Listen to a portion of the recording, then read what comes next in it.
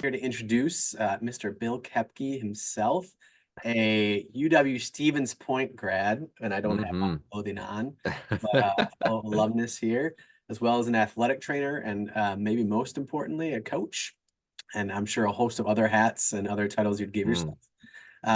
But bringing on Bill this month, one to talk about a host of things, but most importantly, we have sort of our elements of health of endure and connect that really look at mental health aspects and group and collaboration amongst people as sort of pillars of health.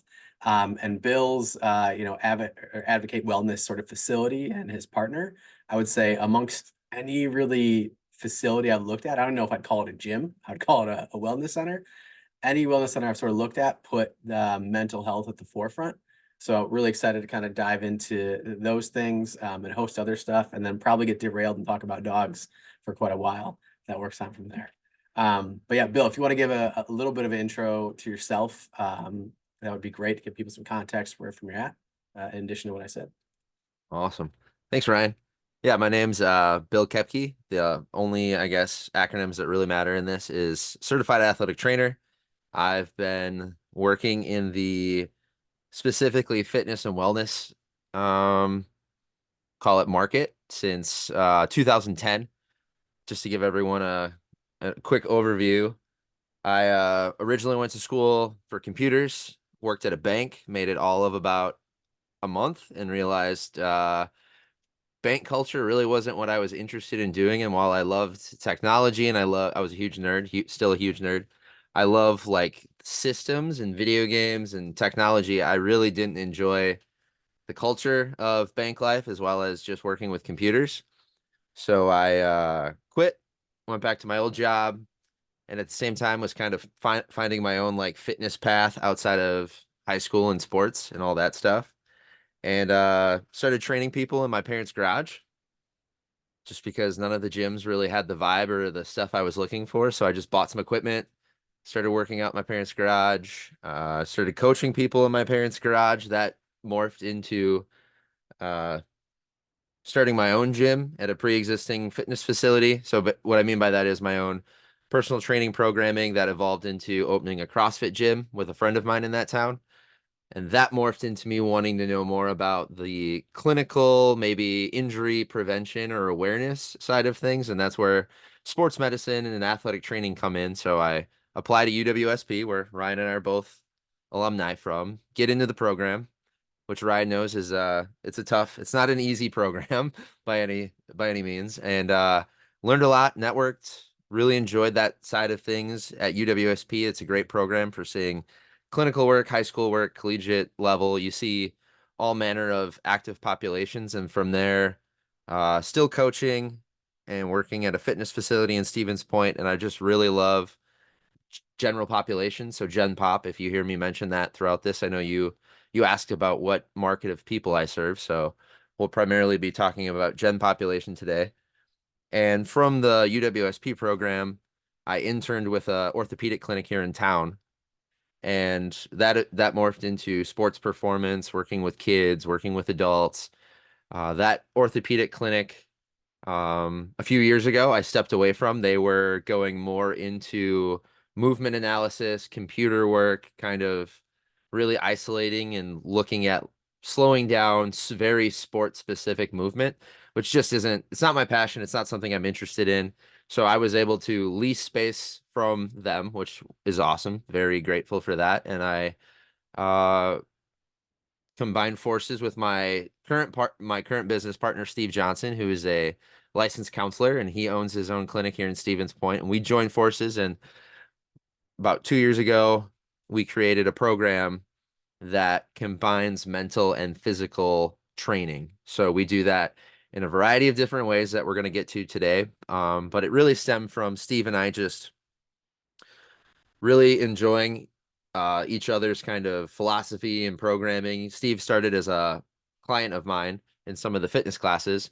And when the orthopedic clinic was stepping away and no longer interested, he and I met, and he brought up the idea of what if we combine mental and physical training. He knows the benefit of physical movement. He was a collegiate athlete. He loves sports. He loves staying active, and he enjoyed the way programmed a lot of those things. So we combined forces, and for the last 2 years, we've just moved into a new facility, a new wellness facility, as you call it. And we're, fingers crossed, looking to expand from here. We've got some opportunities, which is awesome. But yeah, we've created a program that there's I guess the way the program works is there's 3 days a week of coach led, so that's through me, athletic certified athletic trainer. I coach and teach movement, so whatever that be it strength training, barbell work, if it's more physical therapy specific, injury prevention, whatever that might mean to someone.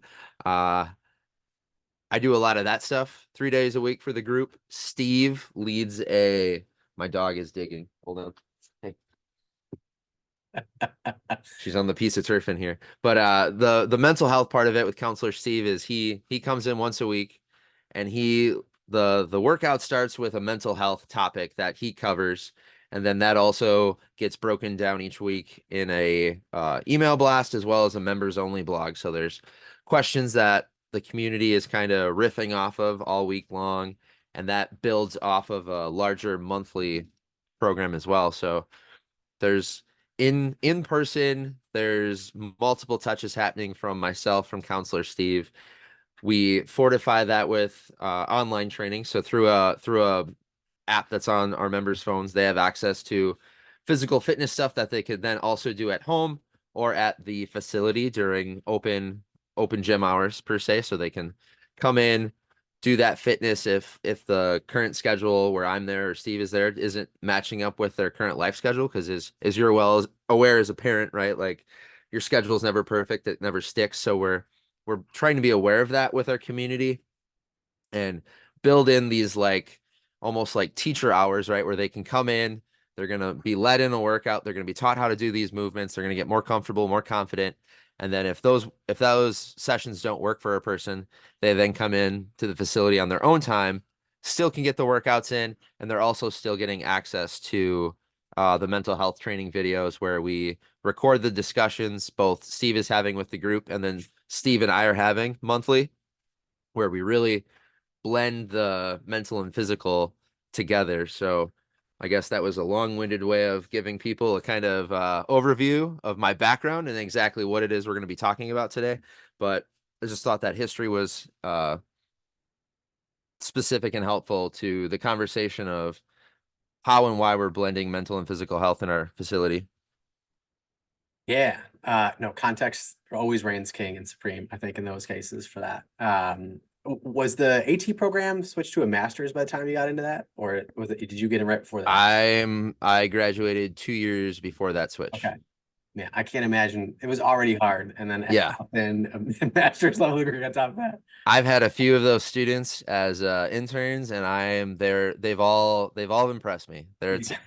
program is only harder, more difficult, and those kids are super smart. Yeah. Oh man. No, one, I appreciate the journey because I think like myself, you're in like the fitness and health and wellness realm for long enough. You kind of see things and where they're going and how you kind of want to branch out and differ. And specifically, I think your sort of point where you saw a huge movement analysis and slowing things down. And I think a lot of our members kind of see that too of in the population health realm, especially as PTs, ATs, and OTs, it is in the occupational side. A lot of it is, well, ergonomics, like make that person move exactly the way they should and no injuries will ever occur. And if anybody's ever worked with anybody ever in the history of their life, we know that perfect movement doesn't always mean things won't happen, et cetera, all that sort of stuff. So it's really the idea of how do we branch all the other aspects of health into just that.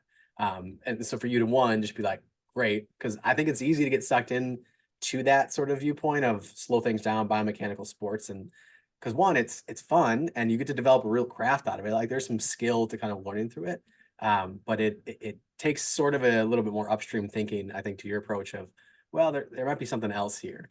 And I appreciate how you guys, and you gave some background on the structure of it with your business partner and have it set up. And to me, I think that's like the perfect jumping off point of you all highlight it from the get-go, like your website, like everything focuses like this is a mental health component to it. Why I'm not even using the word gym necessarily all the time because it is, but the forefront that you guys actually explicitly state versus if you think of any CrossFit box or any sort of thing, everybody's like, yeah, if you work out with a group, like the mental health benefits, even some of the research that's been retracted as of late that shows that exercise is better than certain drugs for depression, which has now been retracted in certain ways. But like, yeah, exercise will help your depression and all this. But nobody actually says, well, what if we didn't just say it as like a byproduct of this and hope that mental health is there? But you guys are like, well, we're going to actually take that head on and say, how do we do this really well? So what I'd be curious of is that's got to be a somewhat new model in the area you're in. And I should say, I don't know, I wouldn't consider Stevens Point rural, but I think most of us here on the East Coast would probably consider northern Wisconsin or central Wisconsin as rural. So I'm curious, like when you first launched it, did you already have a big enough following that people are like, you know what, this is different, but I trust Bill and Steve enough to take their word for it and go along with them? Or was it really like this is a innovative idea and from people, especially in our membership, who are like, oh yeah, rural Wisconsin, what do they know about mental health? Like, right. So that aspect of it, like, how was that initial sort of launch for you? Was it, I have a following already, so it was a little bit easier to build and instill that? Or was it more of like, no, this is going to take some time to really build up the culture that we want this to with mental health at the forefront? I yeah, we're I think Point's got like 30,000 people year round outside of not including university. So yeah, not large by any stretch of the imagination, but big enough for me. Yeah. Uh, yeah, I've been in Stevens Point since 2014, and when I moved here, I stepped into the health and fitness community right in Stevens Point. So I was working at gyms, I was involved at the university in the health and fitness because like I'm going to school for sports medicine, athletic training, but I have this fitness background and this strength and conditioning background. So it was very smooth transition and easy for me to step into this fitness scene and begin to network. So fast forward from 2014 to, just a couple of years ago when I realized that I was either going to be stepping out or going to another gym in town. The possibility and the opportunity with Steve with presented itself. He wanted to combine mental health with physical fitness, and now I have this 6 year, 7 year history in town. So I have personal training clients. I have people are aware of me. I've coached quite a few group fitness classes, and I had that existing infrastructure. And then Steve and I were leasing space, and then we got our own facility. So I didn't lose any personal training clients. And then we only lost three of our group members because we don't have showers anymore. So one of them took a new position, and schedule wise it didn't work, and the other two, they get punch cards, so they're technically still members, but they're not. I don't consider them talking about if we're going to talk about revenue or the business side of it, right? Yeah.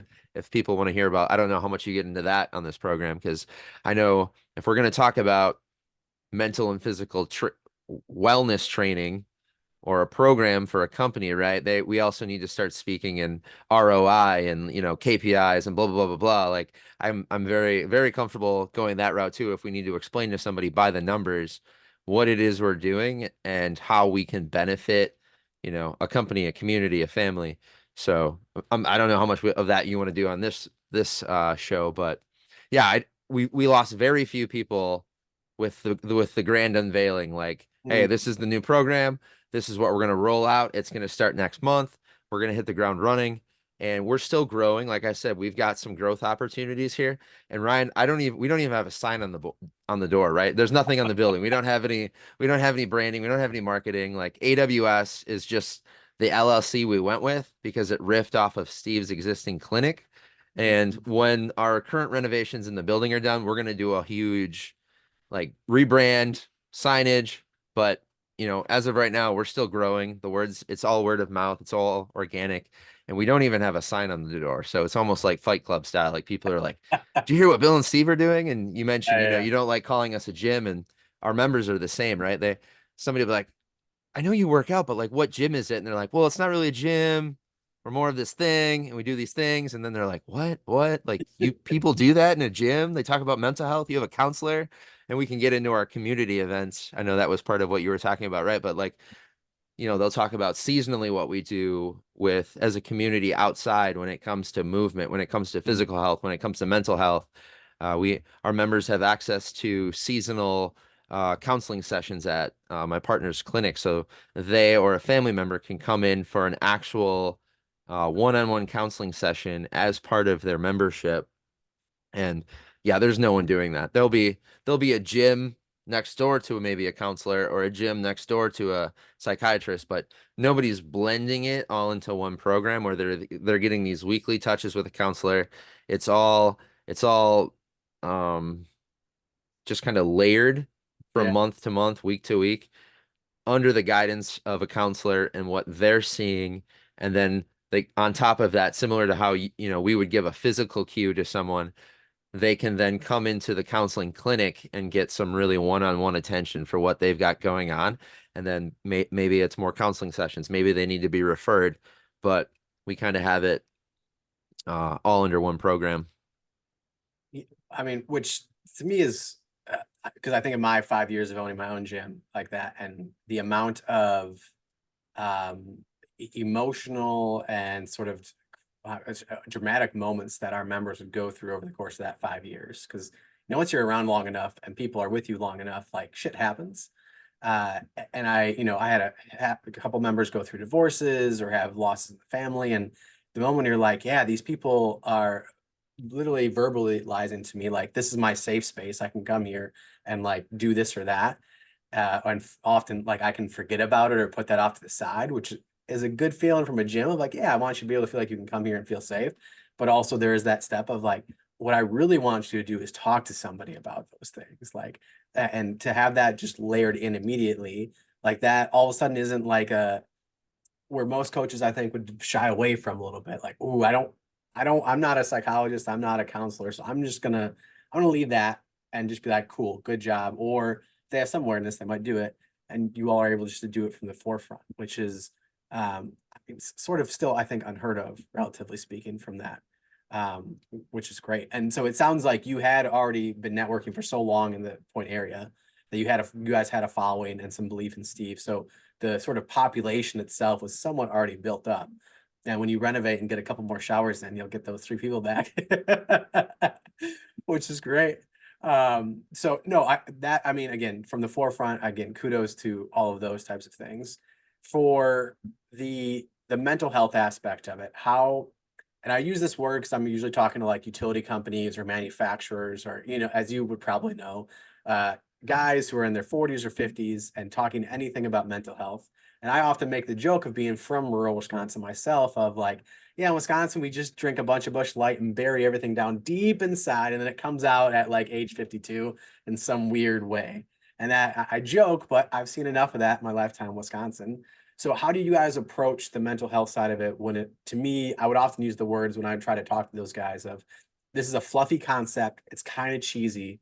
Like I'm sort of talking about things that are a little bit more philosophical almost in ways to try to just like break down those barriers immediately to the whoa, let's not talk about that stuff.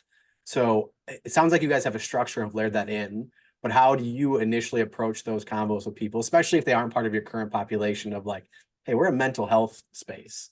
How do you breach those kind of conversations about that initially? It's a great question. So I would say so specifically what I do and I'm sure you know this from working in the fitness space, but most of group training, fitness training is women, right? Like that's going to be the Yes. majority of your market, right? Like Yep. most guys that I know, and I would put money on this because most of us, our egos don't allow us to not be great at something in a very intimate space like a gym, right? Like it's the Yep. machoism that just steps in and we're like, "Oh, I can't. I'm uncomfortable. I don't like not being good at this." There's women already here lifting more than me. Like I've seen it and I've heard it in men's faces. So Mm. for the most part, we have women and they're not all of them because I've had them every month, people I've worked with for months or years as we've been doing this the last couple of years, they're like, I wasn't sure I wasn't so sure about the mental health part of it. I thought, it was cheesy or it was woo woo because I'm speaking as them. I thought, you just got to toughen up. You got to deal with it, or someone will cite religion and they'll be like, well, my faith. And then they'll talk about, you just go the religious route. And this isn't me saying yes or no, right? I'm not bashing religion. And Steve, who is very spiritual, he's very active in his church. He doesn't bring that up in any of our discussions. If you have a conversation with him in private, he'll bring up his faith. And just the fact that we acknowledge to someone, right? If they come in and they're skeptical about it, I'll be skeptical with them. I ask them questions like, hey, what's going on? Why? And then I invite them to sit down with, through one of these mental health warm-ups. I invite them to have an open mind, sit down. Um, if it's the religious route, I invite them to maybe chat with Steve after and how they can better tie it in with their faith, or if they're just skeptical about the woo-woo, ness of it, I invite them to one of our community events where the mental health topics come up, right? Like we're inviting people in the gym to talk about these things, to discuss these things. So even if they're not talking about them that day in the gym or in the group of people they work out with, it happens eventually. It's like fitness, it's like any life habit. It's just touches, right? You and I think we're like, man, we haven't worked out in a while. I should work out today. You don't work out. The next day, I should work out today, right? Maybe you put your shoes somewhere a little bit closer to your gym bag. It's just these little touches, and that's kind of where we are with mental health for a lot of us is we've got these biases or these fears, these roadblocks we construct for ourselves. And it's just having someone you appreciate or you enjoy being around. Maybe in the fitness side of it, I go to breakfast with a lot of people. We have a very big let's go to breakfast after the workout culture here. So we come to breakfast, somebody else is talking about how they benefited from the mental health talk or how they connected it into their own life. And that just sprouts conversation. And then I've seen it where somebody else, it just clicks. They're like, I wasn't really feeling the mental health topic for the day, but I was listening. And then 4 days later, something popped up in my life and I pulled that out of the back of my mind and it really helped me in that moment. So I think it's just part of where we're at with our program. Just, you've mentioned like nothing like this exists. So we're watching it play out with a very um, small group of individuals, including myself, including Steve. And it's been really cool to watch it grow and just have a really core group of people who are talking about mental health, who are bringing family members in, and we've sold punch cards to people who work out in other gyms in town and they just come for the mental health days, right? And I love that. Like people get weirded out. They're like, "Oh, well, I'm sorry I work out at this other gym." I'm like, "I'm going to be honest with you. We could have 10 gyms in town and we're still not going to have enough space for everyone to move, feel supported, or they're not going to enjoy the coach, right? Like I'm not worried about you enjoying working out somewhere else. I love that for you. I want to get more people moving and I want to have a resource for people who are not moving, just starting to move or move a lot. Dogs are fighting over a bone. But yeah, so I hope that answers your question. Just like, we're breaking down those barriers by just repetition and inviting people to come back and meet them where they're at. Yeah.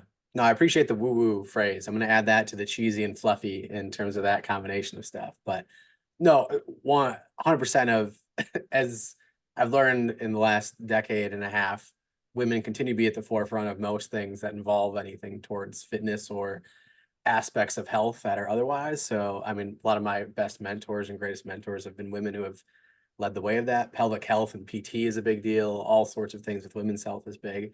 So I think that continues to be. And if you've ever worked with Gen Pop, like you better hopefully be able to have conversations with women, or you're not going to last very long in that degree. Um, which is I think is and then I loved your example of the idea of like for you and I as specific examples. If we don't work out today or do something, like we sort of inherently, because whether we've learned it or done this or whatever our background, we will move those shoes a little bit closer to the door. Like that to me is an amazing metaphor. And if you can instill that in somebody, which takes a really, really long time, right? Like you and I have both education in sort of health, wellness, fitness, as well as coaching, as well as sports. Like our whole lives have been geared around that. Somebody who hasn't, like those shoes might not even be in front of them. And to your point, like those touches, I referred to them as like collisions in the gym I was at, right? I would ask my coaches, I'm like, all right, you have to have a collision with everybody. You're like an electron. You have to be able to bounce off and create energy and do all that. And to get them to get to that way, ability and mindset to have those shoes move on, like I'm going to steal that metaphor from you and probably use it for a very long time, but is absolutely perfect from that. No, amazing. So yeah, the business stuff definitely want to get into at some point because one of the biggest I think issues our members have is um, especially when we're on the sort of like woo woo side of things or the philanthropic side of things, like you either get grants, funding, or you're selling to employers. If you can't do any of those things, you really, really struggle unless you're going into like the fitness realm stuff. So there's definitely that aspect. But I think before we do so, the few community things I've seen you all do, which I think I want to like talk about more, is huge to me because one, like the structure you all have for the members itself, I would think of as like the bell curve, right?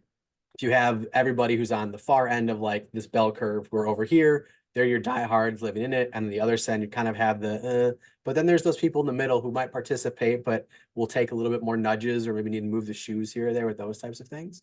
And wanted to see how one community events for your membership play out and how you kind of utilize those to talk about mental health and other wellness things.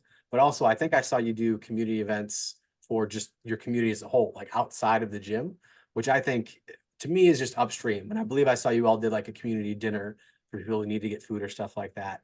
Those are the other aspects I think of our membership and our sort of organization that we highlight that don't always have a dollar cents KPI to it in like the short term, but we know play a massive role in just giving people resources and health. So if you could talk to a little bit of those things, that would be great to hear about. Yeah, love it. So yeah, the for us, right, it's the physical, it's the mental training, and then there's like the life community part of it, right? So the ugly, the gray, the messy.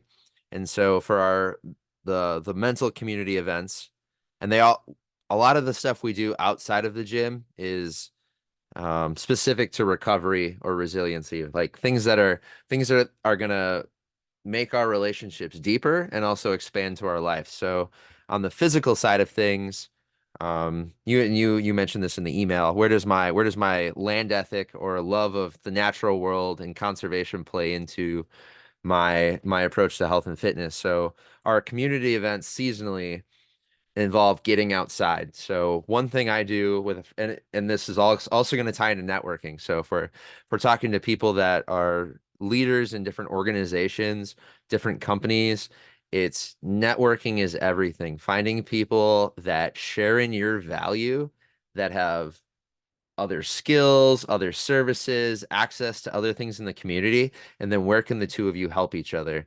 So one of our physical community events is a monthly walk I host. So running, biking, intense physical exercise clubs are pretty. There's quite a few of them in Stevens Point, right? We've got a pretty strong culture of that. We have a strong culture of people getting outside. But when it comes to something like walking, we don't have a ton of those resources for people. So a friend of mine who works for the UW extension system. So he works a lot in the outdoor space, ecology, land and water type programs for the state.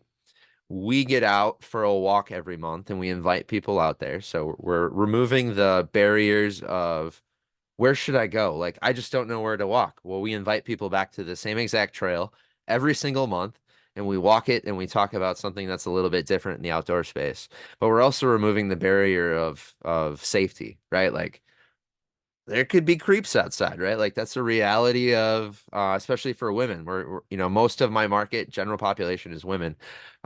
Not feeling safe outdoors is a pretty big barrier to entry for a lot of them, and it's same in the gym space, right? If they're not comfortable in that environment with the people, they're not going to keep coming back or they're not going to come in the door. And the outdoors is the same thing. Like you have one bad experience with a creep outdoors, less you're probably not going to want to go back in there. And the same happens in the gym, right? So for me, and this is also going to cover into ROI and KPIs for people that are listening and want to explain this monthly walk, it allows me to invite my current people outdoors with me, get to know me more, learn more about the environment.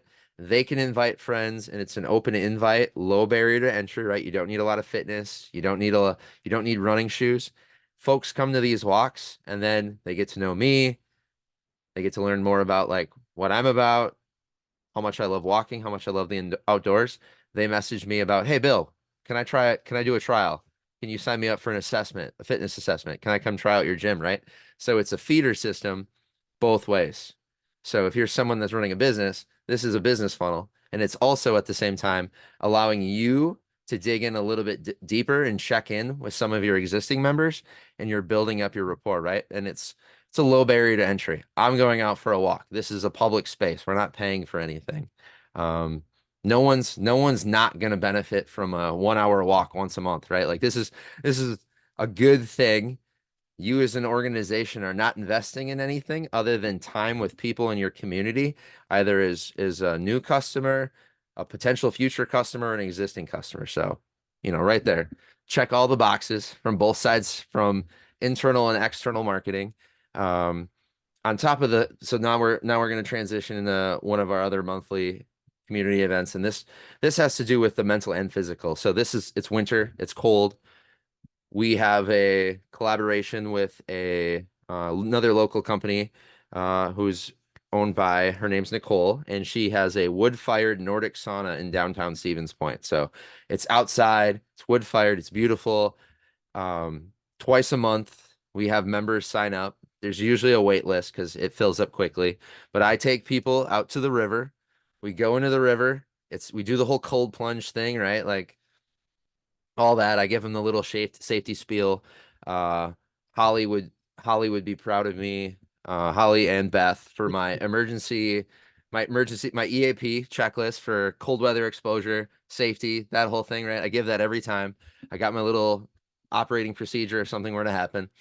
We go in the river. We experience this mental toughness training together, right? You look at every military group, they do this same thing.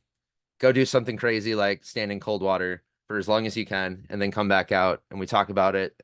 And everybody's just like flushed with endorphins. And then we go sit in a warm sauna and we do breathing. We do, mindfulness training in the sauna. And that too is building that referral. You're building your organic marketing because your members love this stuff. They go talk about it with their friends and family, and they're like, what? You do what with you gym? You do like breathing and cold plunging and sauning, right? Like you're tying all of this mental health and the discussions that happen in the sauna, right? Like it all blends together. So that's one more community event, and that's kind of where we bridge the physical and the mental really together in that experience every month. And then the big macro community event is one of the things that you saw where we sign up at a local Stevens Point has a growing homeless community, which is unfortunate. And at the same time, like you've really seen a lot of community organizations rally to help these folks because we're kind of like in the middle of that the bus, the transport system. We've got the infrastructure to handle people that get here when the weather is warmer, and not quite like further northern Wisconsin, you're not going to have those same resources that we do here in Stevens Point.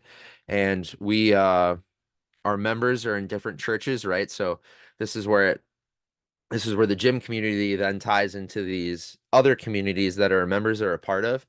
And you're breaking down a lot of those barriers you see where some people are like, oh, gym people, right? Just a bunch of bros, bunch of meatheads. Like, yeah, we are that.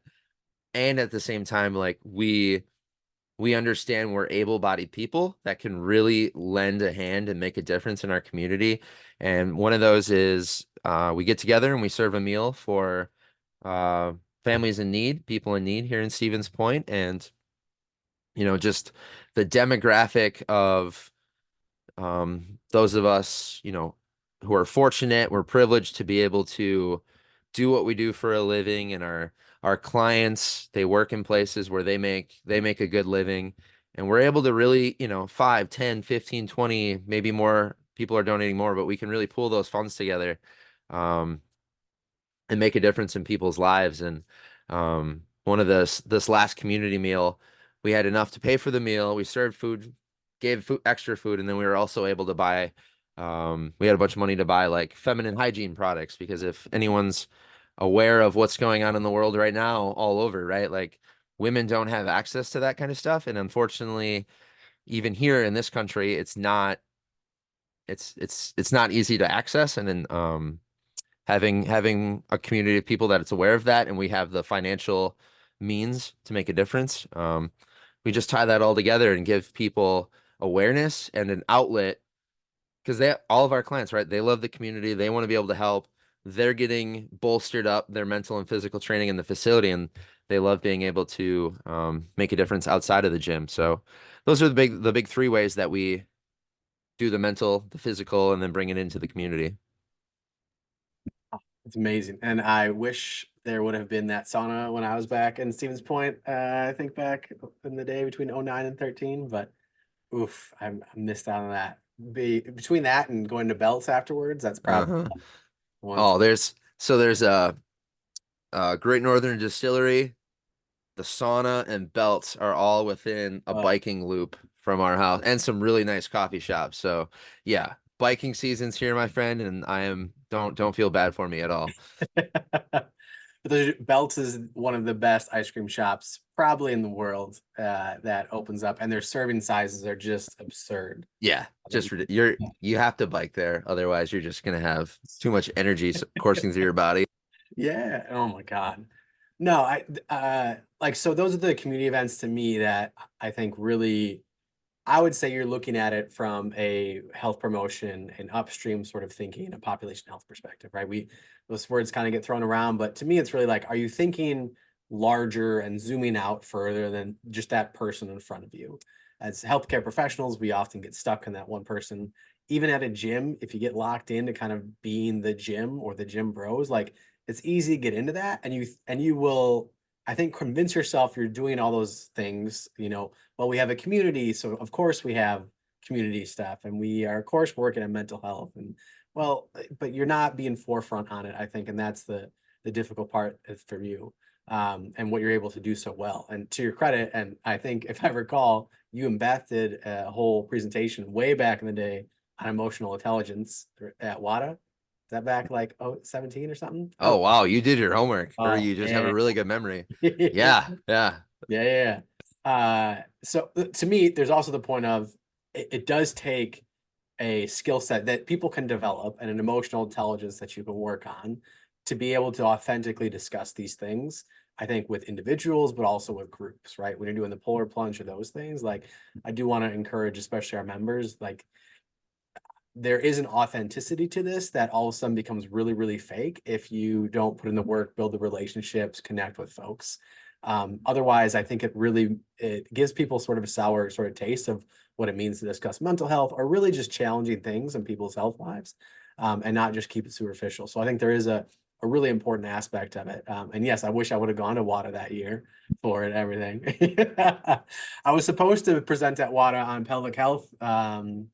The year pandemic happened, but what are you going to do? So I'll go from there. But no, I appreciate all that. I think one thing I want to pull out that is probably a little unique, and I don't think we even touched enough on. We talk a lot about walks in nature and the research behind it, which is pretty wild. But I'd say almost more than anybody I know, and we come from Point, which is, if nobody's familiar with Stevens Point as university, is really, really geared towards natural resources, conservation, like a huge, massive environmentalism sort of component of Stevens Point. There's a Schmeekley Reserve, like directly on campus, that is this huge nature preserve. Like it is a cornerstone of the college and really, really important aspect. And Bill, you're kind of like half the things I love looking at on social media are you posting all the sort of conservation, which I don't know if that's the right word, but sort of the outdoorsy stuff that you do. And to me, like you're going into the community and working with these folks who are sort of teaching you things about nature and the world itself that I think has this weird outreach. But I guess the question here, as I sort of give people context to it, is how have you seen sort of the outdoors affect your view on health, but also maybe on like the county around you, the city around you, the people around you, and how they kind of tie in together that we might not give enough credit for, especially for like myself, who I'm in the city of Baltimore. Interacting with nature takes on a little bit different of maybe a context here. So you can take this anywhere you want to go with it, but if you get anything from this, listeners, go see Bill's Instagram. You will learn more about the world around you than you ever would. But I kind of want you to take this of how you see nature tying into how you view health, more or less. Well, thank you. Yeah, I love being outdoors. It's for everyone listening. If you ever come to Stevens Point, you'll realize how easy it is. We're very fortunate. We have a 30-mile trail, walking bike trail that circles the town. And from there, there's a bunch of little trails and tracks. And um, the first thing I do when I moved my gym from the east side of town where I had the closest trails I had marked and I knew where they were and I have a bike stashed at the gym because even for us people that work in a fitness facility, it is still can be challenging to get a workout in, to be motivated. It's so easy to get sucked into the job side of the fitness world and sometimes you just need to get outside. So, right, I've always got a bike at whatever gym I've ever worked at. I always have a bike I stash there and I leave there just so I can get out. I'm like, okay, I got 20 minutes. I can get out for a bike ride. Because even those little things, right? The daily little habits, if you can carve out time to walk every day, every other day, that's going to be more than you not walking at all, or you just walking on a treadmill and hating it the entire time, right? If you can find those little daily practices that kind of light a fire or give you a little creative juice, or even when you're mad about it and you go on a walk, you're like, this stupid walk. And then you see like a turtle and you're like, oh, a turtle, that's really cool, right? And you start to feel good about it. Having those little reminders going back to the shoes by the door, right? I still have to do that for myself. And I've been doing this for a long time and I've got all the little tricks and it still comes down to, hey, just put your shoes by the door, right? Take out all those steps. But and then going back to, where you are in the city or someone listening, nature's all around us. We're nature, right? Like we've put ourselves in these little boxes, but like we're at the end of the day, we're still a natural animal. Go outside, you're gonna have a tree, a bush, you're gonna have some birds. In a city, you just kind of it forces you to be a little bit more aware and slow down. And you really start to appreciate the beautiful things. Like you drop me in Chicago or some other city, and I start getting squirrely and I start getting like an itch because I start to get claustrophobic. But then take a breath and I realize, like, nope, nature's still there, right? It finds a way. We're resilient, we're beautiful, and those natural creatures and plants are all around us. So even if you find yourself in a city, just like slow down, take a breath, and I promise you, there's still going to be something cool that you can walk and bike and go see. So quick reminder there with nature, but yeah, for me, the outdoors is just the things I enjoy doing, hiking, hunting, paddling, biking, travel, just exploring. I love doing that outside and I really value just natural systems, both the ones we've messed up with just the way we've conducted ourselves, and then those are lessons we can kind of bring back into our own lives. And I feel like if we can become more attuned and observant of natural cycles, that just kind of like bleeds into our lives and we can start adapting some of those practices and principles we see. And so yeah, the walk is just a low barrier invite for folks.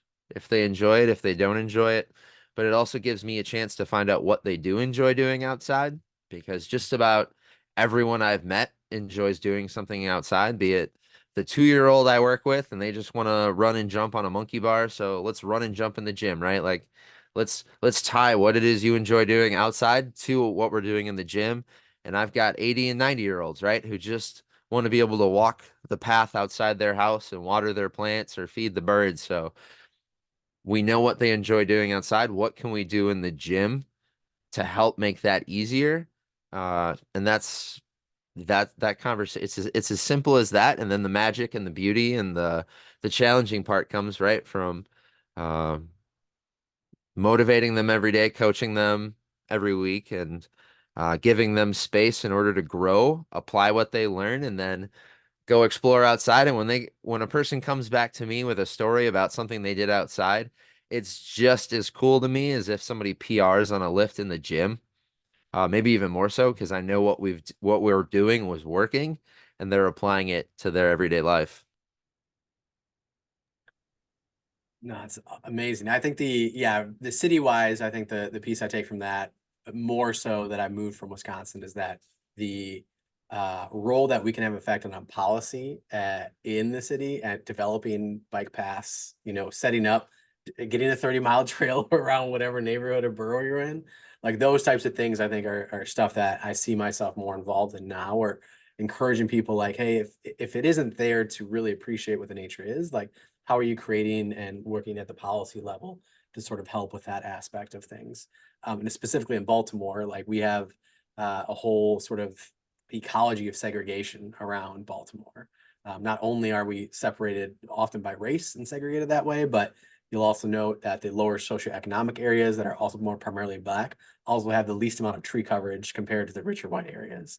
So there's all these weird things of how nature sort of funnels into the socioeconomic and your social determinants of health that I think I just appreciate more that I'm over here on the East Coast now and in the city than I was really when I was in more rural Wisconsin, where it's just easily and more abundant in front of me, which is always nice from those aspects of all of it. But no, I agreed. Appreciate that and kind of how you tie it all into the gym side of things and encouraging people to move on or move through those things and appreciating those PRs in whatever aspect of that sort of life is.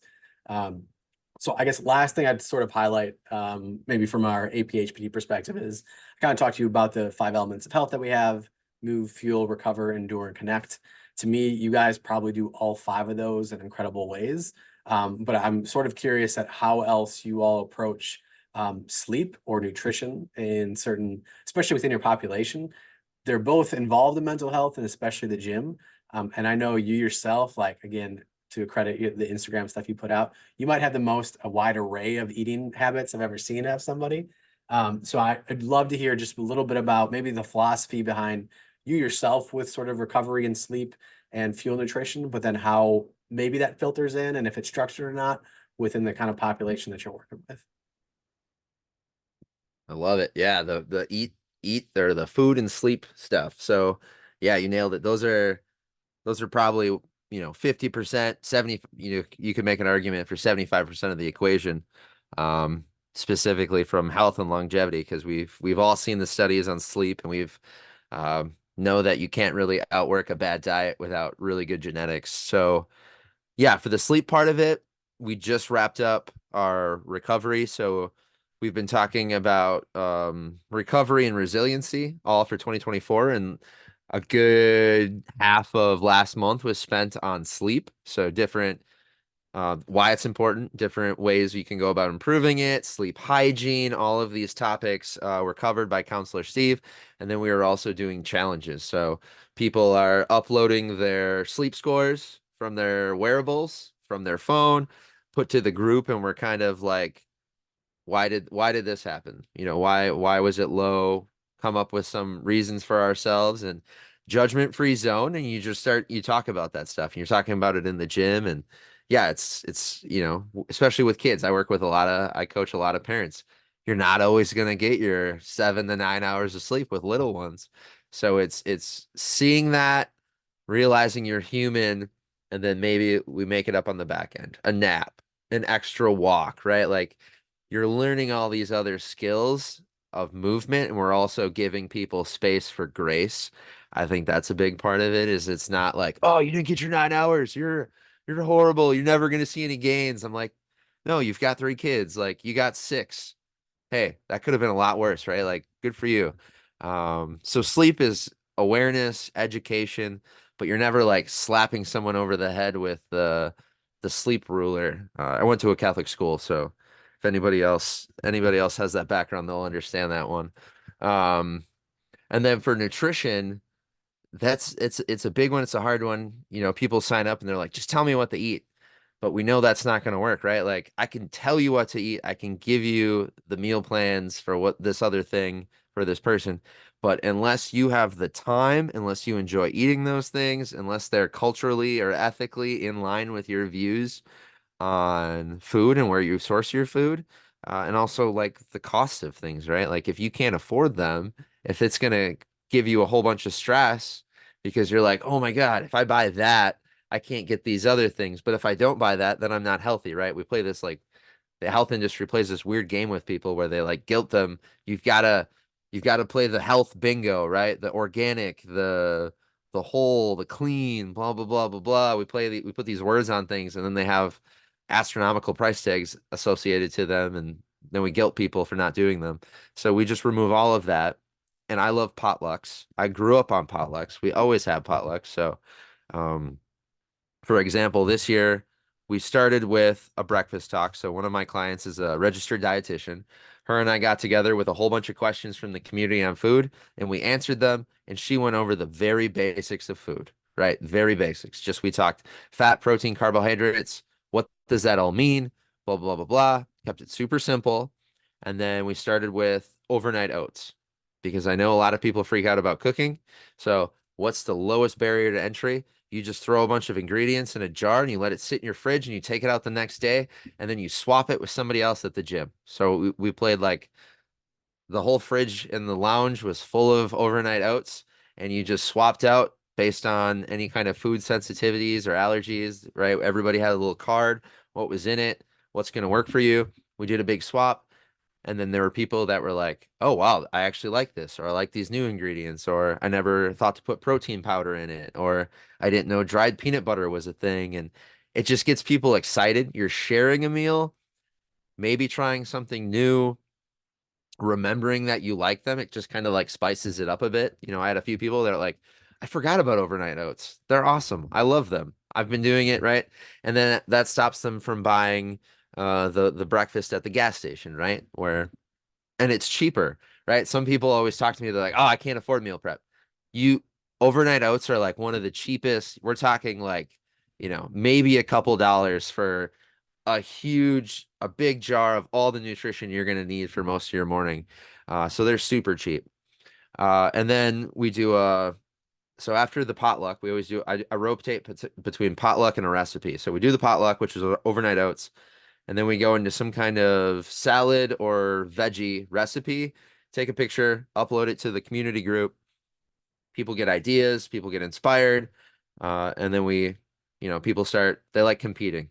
I'll be like, all right, I need to see the most colorful picture of the day with vegetables. Who's got it? And then do a little thing there.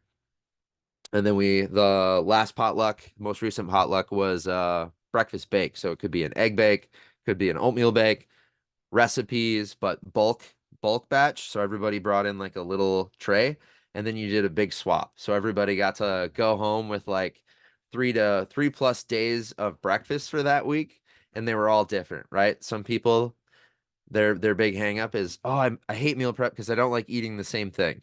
Well, we do this potluck, and you go home with 5 different breakfasts, and then that you find something you never knew you would have liked, or you can stick with your meal plan because it's not the same thing.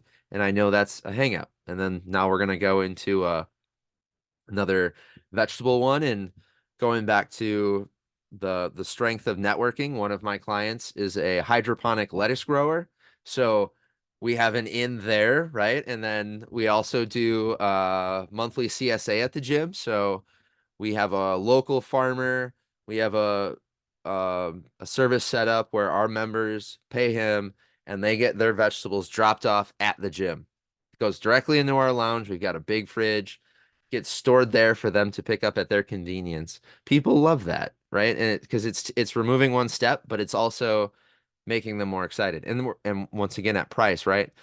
You get local produce from a farmer this way, it's like $17 a week, right? Like much cheaper than if you're going to the grocery store for a lot of this stuff. It's in season, you're supporting a local family, but it's once again for everybody listening, it's tying that community together, finding as many pieces and ways we can benefit and service our customers, and they just keep coming back because they're not getting that anywhere else. I'm not telling them what to eat. I'm just providing them with awareness with the food we have available to us. And it's all, super healthful, amazing stuff. Yeah, and It's funny. I feel like there's a thread between all these things you talked about. It's like these weird, Bill or maybe AWS tentacles that sort of reach out into the community of, I know this lettuce hydroponic farmer or someone with a sauna.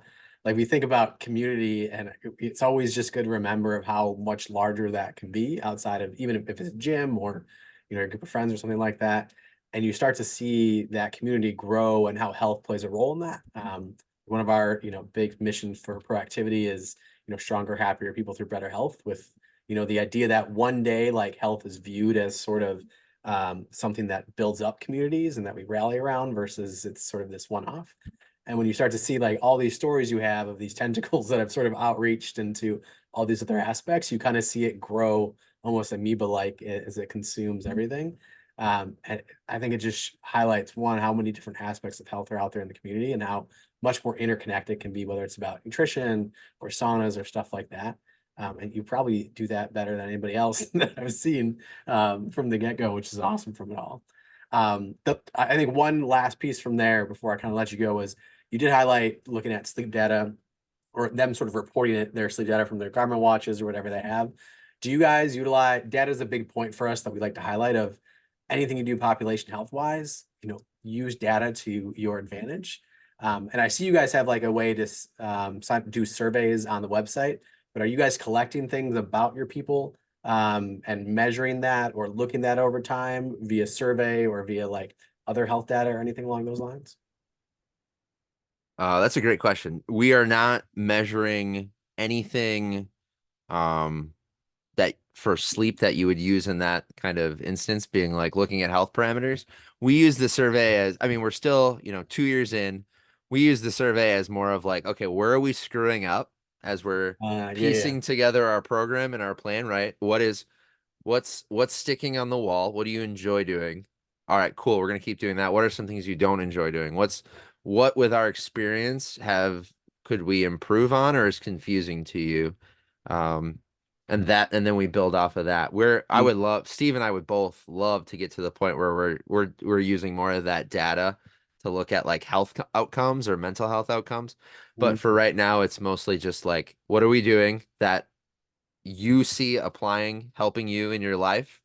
What do you enjoy about the experience? And then what do you not enjoy and how can we improve on that is what mm, we're using just as a real time. We both have great relationships with everyone that comes in, but there's still it's a large group of people and it's growing. So it's to be able to have these surveys for folks to reach out to us, we found to be very beneficial. yeah. Um, Which still but counts as qualitative data. So, yeah, yeah. so you're good on that front. Oh, that's awesome, man. Well, hey, no, well, I'm specifically, but we as a whole, like we appreciate just innovative approaches to what do we call the elements of health or health in general, right? And I think you're just a prime example of everybody says exercise or movement is good for your mental health, or that, oh yeah, getting together as a community will help your health. And there's very few who are like, we're gonna be very upfront and say that. And then actually like layer it in strategically and not just hope it's this sort of like offshoot side effect that eventually happens. So I'm looking forward to seeing how you guys expand and hopefully get showers in someday and go from that. And then I'll definitely need to get back up to Stephen's Point and visit for all the things amongst all that. But I appreciate your time kind of coming in here talking to our members. I know not a lot of them have their own gyms or facilities or stuff like that.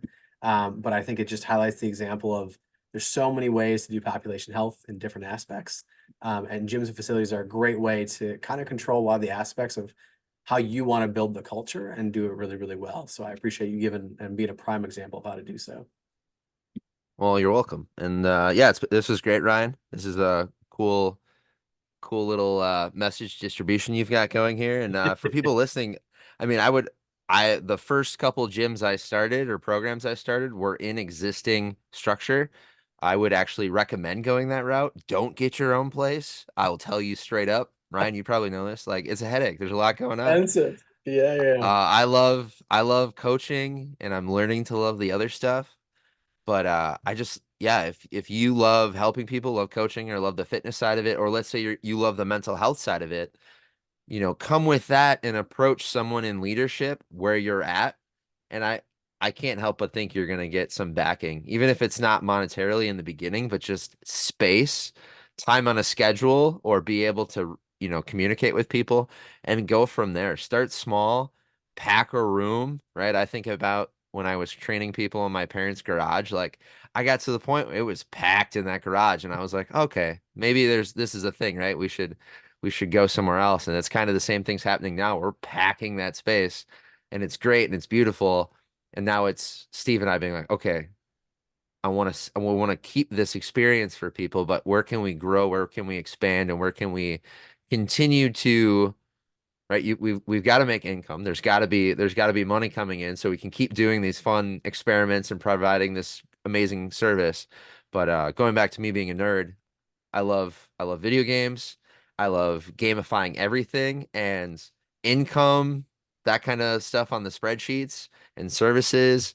That's just another game for me, right? Like, okay, what can we, what can we charge people and provide a service where they're like, yeah, no brainer, right? They're on the winning side of it because they're not getting what we're providing isn't being done anywhere else. Because like you just said, that's one of my big things is we know there are mental health benefits from exercise, but we don't know what they are. We just hope they're happening. And Steve and I with our program, we're like, nope, here's the mental health training under a licensed counselor.